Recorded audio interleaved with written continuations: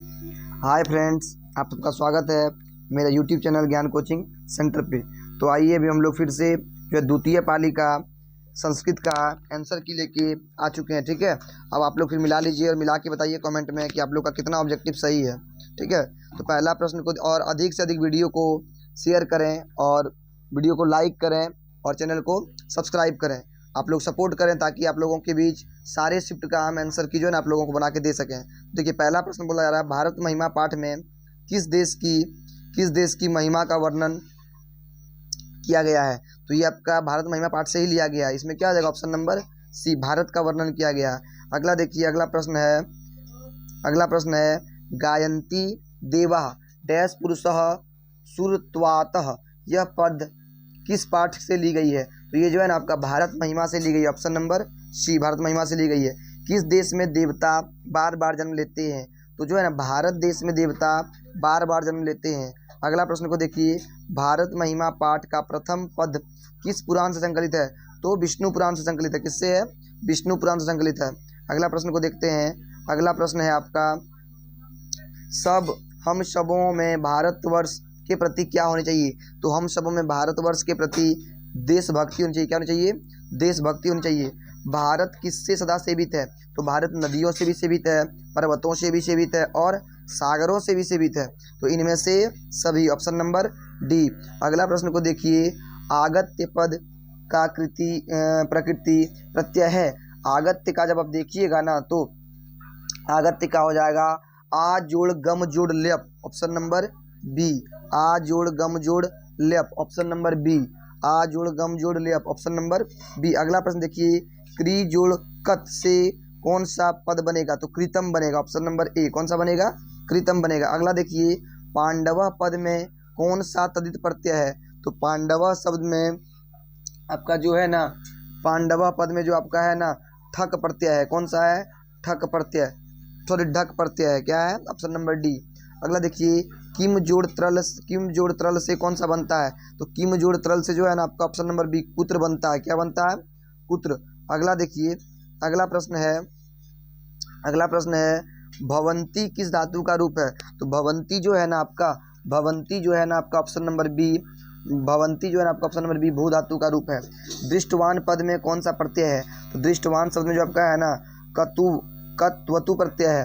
ठीक है, अगला प्रश्न देखिए, अत्यंत शिष्ट संस्कार कब होता है। तो इसी को अंतिम संस्कार भी बोलते हैं। तो ये कब होता है, मरणोपरांत, जिसको अग्निदाह संस्कार हम लोग बोलते हैं। जन्म पूर्व कितने संस्कार हैं। तो जन्म पूर्व कितने संस्कार हैं, ऑप्शन नंबर सी, 3। आपको बता दें कि लगभग कल का प्रश्न और आज का प्रश्न, दोनों प्रश्न प्रथम पाली और द्वितीय पाली का एकदम सेम पूछा जा रहा है। अगर थोड़ा सा बच्चा जो पढ़ के जाएगा वो एकदम 80-90 नंबर तक ला सकते हैं। आप लोग थोड़ा सा मेहनत करें और मेहनत करने के बाद आप लोगों को अच्छा नंबर आ जाएगा। बिल्कुल आप बुक को पढ़ के जाएं, बुक का ऑब्जेक्टिव को पढ़ के जाएं डिपो एकदम। अगला देखिए, समावर्तन संस्कार का उद्देश्य क्या है। तो ये होता है ना जब गुरु के घर से जब आते हैं, गृहस्थ जीवन में प्रवेश करते हैं, इसी को बोलते हैं समावर्तन संस्कार, ऑप्शन नंबर ए। अगला प्रश्न को देखिए, अगला प्रश्न है आपका, अगला प्रश्न, किस संस्कार के साथ लोग वास्तविक गृहस्थ जीवन में प्रवेश कर जाते हैं। तो गृहस्थ जीवन में प्रवेश करना विवाह संस्कार कहलाता है, ऑप्शन नंबर बी। लाजा होम कर्मकांड किस संस्कार का उदाहरण है। तो लाजा होम कर्मकांड जो है ना, कर्मकांड आपका विवाह संस्कार के अंतर्गत आता है। कौन संस्कार आता है, विवाह संस्कार के अंतर्गत आता है।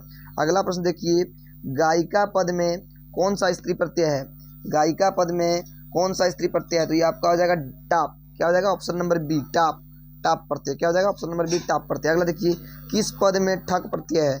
किस पद में ठक प्रत्यय है। तो इसमें जाएगा ऑप्शन नंबर डी, साहित्यिक। अगला देखिए, भगवती में कौन सा स्त्री प्रत्यय है। भगवती में कौन सा स्त्री प्रत्यय है। तो डी हो जाएगा ऑप्शन नंबर बी। अगला प्रश्न को देखते हैं, 21 नंबर, किस पद में तुमुन। सेम प्रश्न पूछा गया था, यही प्रश्न पूछा गया था फर्स्ट शिफ्ट में। तो जाएगा गंतुम। क्या हो जाएगा, ऑप्शन नंबर बी, गंतुम। अगला प्रश्न को देखिए, 22 नंबर बोला जा रहा है, प्रत्यहम शब्द का संधि विच्छेद। प्रत्यहम शब्द का संधि विच्छेद तो देखिएगा, तो इसका जाएगा प्रतिजोड़ अहम। क्या हो जाएगा, प्रतिजोड़ अहम, ऑप्शन नंबर सी। ठीक है, ऑप्शन नंबर सी।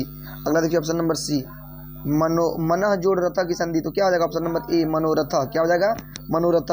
प्राचीन काल में शिष्य को क्या कहते थे। शिष्य को क्या कहते थे, ब्रह्मचारी, ऑप्शन नंबर बी, क्या करते हैं, ब्रह्मचारी। अगला देखिए, अंतिम शिक्षा संस्कार का नाम क्या है? तो अंतिम शिक्षा संस्कार का नाम है समावर्तन। क्या है? समावर्तन, ऑप्शन नंबर बी। लक्ष्मी किसके पास जाती है? तो लक्ष्मी जो है ना, ऑप्शन नंबर ए, परिश्रमी के पास जाती है। विद्या की रक्षा किससे होती है? तो विद्या की रक्षा योग या अभ्यास से होती है, ऑप्शन नंबर सी, योग या अभ्यास से। अगला प्रश्न को देखते हैं। अगला प्रश्न है आपका नीति श्लोका पाठ के आधार पर सुख देने वाली क्या है? तो सुख देने वाली जो है ना आपका, इसमें नीति श्लोका पाठ के आधार पर सुख देने वाली जो है ना, इसमें आपका विद्या है, सॉरी अहिंसा है, ऑप्शन नंबर डी। क्या है? अहिंसा, ऑप्शन नंबर डी। अगला देखिए, चयनम का संधि विच्छेद, ऑप्शन नंबर सी, चे जोड़ अनम। क्या हो जाएगा? चे जोड़ अनम। अगला देखिए, अ जोड़ उ के मेल से, तो अ जोड़ उ के मेल से ओ बनता है। क्या बनता है? ऑप्शन नंबर बी, ओ। बालकाय मोदकम रोचते, वाक्य में बालकाय पद में कौन सी विभक्ति है? तो आप पढ़े हैं मह्यम मोदकम रोचते, क्या लगता है आप इस सूत्र से आप अवगत ही होंगे। तो यहाँ पर जो है ना, रुचार्थनाम प्रियम है, ठीक है। बालक को यहाँ पर मोदक मतलब लड्डू पसंद है, ऑप्शन नंबर ए। अपवर्गीय तृतीया सूत्र से किस वाक्य में तृतीय व्यक्ति लगी हुई है? यहाँ सहयोजन कथाम समापोतान, मतलब कभी भी कोई चीज़ का जब समाप्ति होने का या शुरू होने का स्टार्ट दिया आता ना, तो वहाँ पे लगता है अपवर्गीय तृतीया। अगला प्रश्न को देखते हैं, 33 नंबर, निक्सा अवयव के योग में, द्वितीय विभक्ति लगती है, ऑप्शन नंबर डी, निक्सा योग के अवयव के योग में द्वितीय विभक्ति लगती है। अब देखिए क्वेश्चन नंबर 34 क्या बोल रहा है? संभव पद में कौन सा उपसर्ग है? तो पता है कि उपसर्ग कहाँ लगता है? शब्द के आगे लगता है, तो इसका हो जाएगा ऑप्शन नंबर ए, सम उपसर्ग। अब है चंचला पद में कौन सी संधि है? चंचला पद में जो है ना आपका व्यंजन संधि, ऑप्शन नंबर ए। क्या है? व्यंजन संधि, ऑप्शन नंबर ए।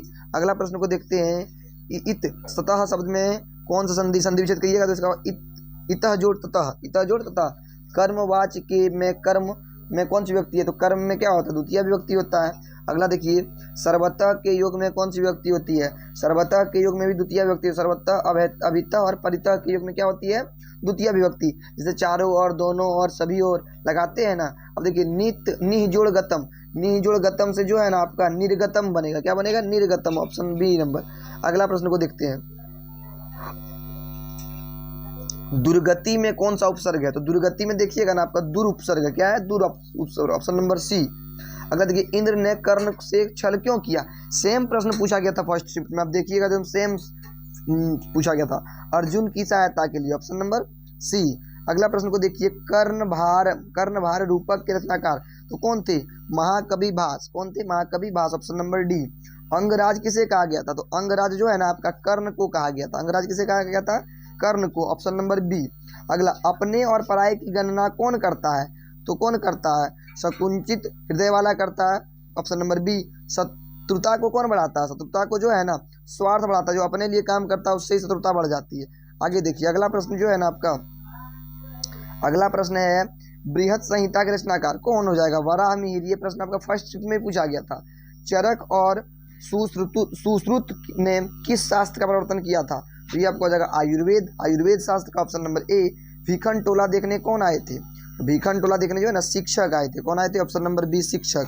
अगला प्रश्न को देखिए, राम प्रवेश राम का जन्म किस गांव में हुआ था? तो राम प्रवेश राम का जन्म जो है कहाँ हुआ था? भीखन टोला में हुआ था। राम प्रवेश राम को छात्रानाम अध्ययनम तपः का उपदेश किसने दिया? तो उनके गुरुजी ने दिया था, ऑप्शन नंबर सी। अगला प्रश्न को देखिए, यस्य च भावेन भाव लक्षणम सूत्र का उदाहरण है?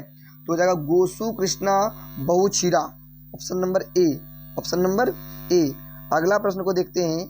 अगला प्रश्न है, निवेदनम पद में उपसर्ग है। निवेदनम पद में जो है ना आपका डी उपसर्ग नी है, ऑप्शन नंबर डी, नी उपसर्ग है।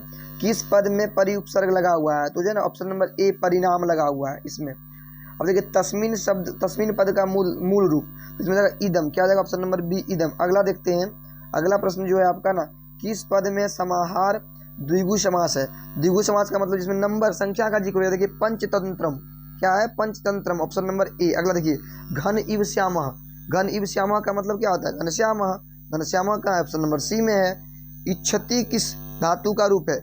इच्छति जो है ना आपका इस धातु का रूप है, ऑप्शन नंबर डी। अगला देखते हैं, भवत शब्द के सप्तमी में क्या हो जाएगा? तो भवती भी होता है। अगर भवतेषु नहीं लगा हुआ है ना, तो भवती भी होता है ऑप्शन नंबर डी। देखिएगा आप, इसका जो है ना ये एक वचन है शायद, ऑप्शन नंबर डी।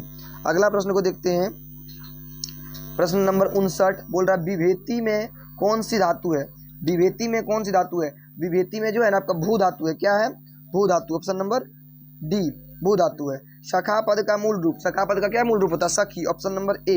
अगला प्रश्न को देखते हैं, स्वामी विवेकानंद ने किस संस्था की स्थापना की। तो पता होगा आपको, स्वामी विवेकानंद ने आर्य समाज की स्थापना की थी कब, 1875 ईस्वी में। अगला देखिए, ये तो सबसे इजी प्रश्न, अगर पूरे पाठ का देखा जाए तो सबसे इजी प्रश्न यही पूछा गया है कि पाटलिपुत्र किस नदी के किनारे अवस्थित है। तो पाटलिपुत्र जो है आपका कहाँ है, गंगा नदी के किनारे है, और पटना के उत्तर दिशा में गंगा नदी प्रवाहित होती है। और पाटलिपुत्र के जो है ना, पाटलिपुत्र नदी, पाटलिपुत्र किस नदी के किनारे अवस्थित है, गंगा नदी के किनारे है, और पाटलिपुत्र के उत्तर दिशा में गंगा नदी प्रवाहित होती है। अगला देखिए, राजशेखर का प्रमुख काव्य कौन सा है। तो काव्य मीमांसा है, ऑप्शन नंबर बी। अगला प्रश्न को देखते हैं, छोटा से छोटा और बड़ा से बड़ा क्या होता है, आत्मा होता है, ऑप्शन नंबर सी आपका। अगला प्रश्न को देखिए आप लोग, अगला प्रश्न क्या बोल रहा है, नदियां समुद्र में कैसे मिलती है। ये तो अच्छा से पढ़ाए थे आप लोगों को ना, कि नदियां समुद्र में जो है नाम और रूप को छोड़कर मिलती है। क्या छोड़कर मिलती है, नाम और रूप को छोड़कर मिलती है।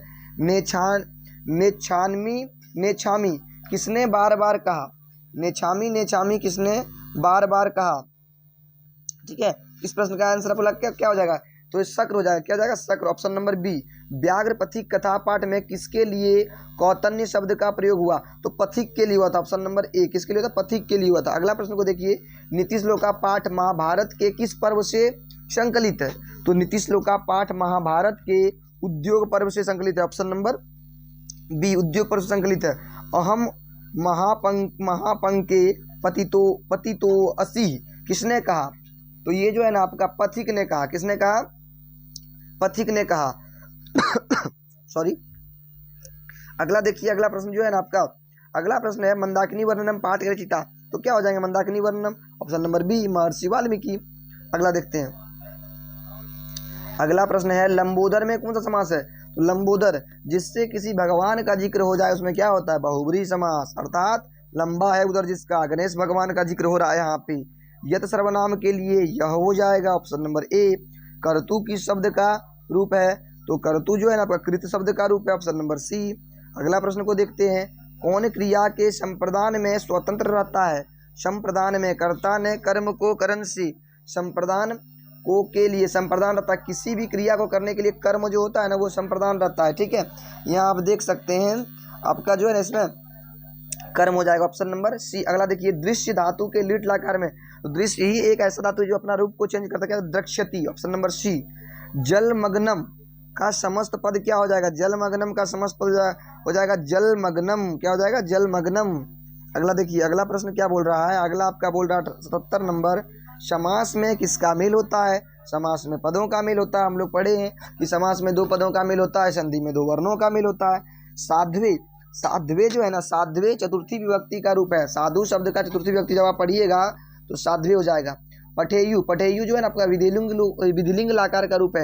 एत एताम एयु, इसका शॉर्ट फॉर्म है एत एताम एयु। इस बार हम आप लोगों को प्रयास करेंगे कि संस्कृत का सारा रूप डाल देंगे। ठीक है, सारा रूप बना के वीडियो में डाल देंगे, आप लोग देख लीजिएगा बार। अगला देखिए, बही के योग में कौन सी विभक्ति होती है। यही प्रश्न फर्स्ट पाली में भी पूछा गया है, एकदम डिट्टो प्रश्न, सेम टू सेम। तो बही के योग में जो है ना आपका द्वितीय विभक्ति होती, सॉरी पंचमी विभक्ति होता है। क्या होता है, पंचमी विभक्ति, ऑप्शन नंबर सी। कृतु किस लाकार का रूप है। तो देखिए, तू ताम अंतु, तू ताम जो होता है वो लोट लाकार होता है, ऑप्शन नंबर डी। ठीक है, अगला देखिए, ते पद का मूल रूप, ते पद का मूल रूप जो है ना आपका हो जाएगा तत्। क्या हो जाएगा, ऑप्शन नंबर बी, तत्, ऑप्शन नंबर बी, तत्। अगला देखिए, अगला प्रश्न है आपका, अगला प्रश्न है आपका, अगला प्रश्न है नवरात्रम में कौन सा समास है जहां पर संख्या का जिक्र हो जाए। क्या हो जाएगा, द्विगु समास, ऑप्शन नंबर ए। तत्पुरुष समास का उदाहरण निम्न में से कौन है। तत्पुरुष में आपका जो है ना विद्याहीन, विद्या से जो है हीन, विद्याहीन। लतायाम में कौन सी विभक्ति है। तो लतायाम में आपका जो है ना, लतायाम में आपका जो है सप्तमी विभक्ति होना चाहिए शायद। लतायाम एक बार देख लीजिए, लतायाम देखते हैं, एक मिनट रुकिए। लतायाम में सप्तमी, सॉरी, हाँ ठीक, ऑप्शन नंबर डी, सप्तमी विभक्ति है। नए समास का उदाहरण देखिए, जिसके आगे और लगा हुआ रहता है ना, अक्सर नए समास आप लोग को पहचानने का शॉर्ट ट्रिक बताते हैं। जिसके आगे और दिख जाए उसके उसमें क्या होता है, नए समास। देखिए यहाँ पे अनर्थः। अगला देखते हैं, अगला प्रश्न है, उत्तम शांति किससे बताया गया है। उत्तम शांति जो है ना क्षमा, ऑप्शन नंबर ए, क्षमा को बताया गया। न्याय दर्शन के लेखक तो न्याय दर्शन के लेखक जो है गौतम है, आपका ऑप्शन नंबर सी। अगला प्रश्न को देखते हैं। अगला प्रश्न है दुख।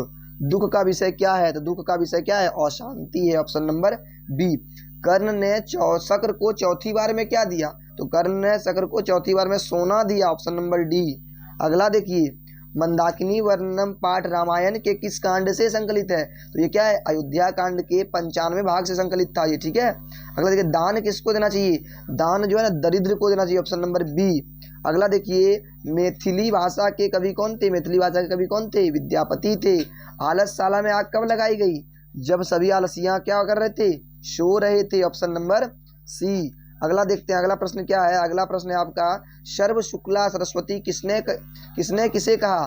तो सर्व शुक्ला सरस्वती दंडी विजयंका से कहा। दंडी ने किसे कहा? विजयंका से कहा। अगला प्रश्न को देखते हैं, लौकिक संस्कृत साहित्य में लगभग कितनी कवित्री के पद मिलते हैं? तो 40। कितने मिलते हैं? 40, ऑप्शन नंबर बी। अगला प्रश्न को देखते हैं, राम मंदाकिनी की शोभा किसको दिखा रहे थे? तो राम मंदाकिनी की शोभा सीता को दिखा रहे थे, ऑप्शन नंबर बी। किसको दिखा रहे थे? सीता को दिखा रहे थे। अगला प्रश्न को देखते हैं। अगला प्रश्न है आपका, शिक्षा क्षयम गच्छति डैश रिक्त स्थानम उचित पद से भरें। तो इसका जो है ना आपका, इसका हो जाएगा आपका काल पर्यायत, ऑप्शन नंबर बी। अगला देखिए, स्थिति सोकर मूला ही डैश के नौ धावंती जतवह उक्ति किससे? तो आलसशाला से, ऑप्शन नंबर ए। अगला देखिए, विजय भट्टारिका किसकी पत्नी थी? तो चंद्रादित्य की थी, ऑप्शन नंबर ए। अब आप लोग कमेंट करके बताइए कि आप लोग का 100 में से कितना ऑब्जेक्टिव 50 में से कितना ऑब्जेक्टिव सही है, आप लोग कमेंट में बताएं। और अगर आप लोग को वीडियो अच्छा लगता हो तो वीडियो को लाइक करें और अधिक से अधिक शेयर करें और चैनल को सब्सक्राइब करें और आप लोग जो ना सपोर्ट करें। अगर आप लोग सपोर्ट कीजिएगा तो आप लोगों को हम सारा क्वेश्चन का आंसर देंगे बना के। और इस बार 9, 10, 11, 12 का भी आप लोगों का क्लास करवाएंगे हम, ठीक है। और आप लोगों को संस्कृत का विशेष रूप से आप लोग को जो है ना क्लास दिया जाएगा और आप लोग संस्कृत पढ़िए। और ये तो नहीं कहेंगे कि जो पढ़ाते हैं, लेकिन इतना है, अगर बुक आप पढ़िएगा ना तो 100 में 100 पढ़ाया हुआ क्वेश्चन ही आता है, ठीक है। तब तक के लिए धन्यवाद।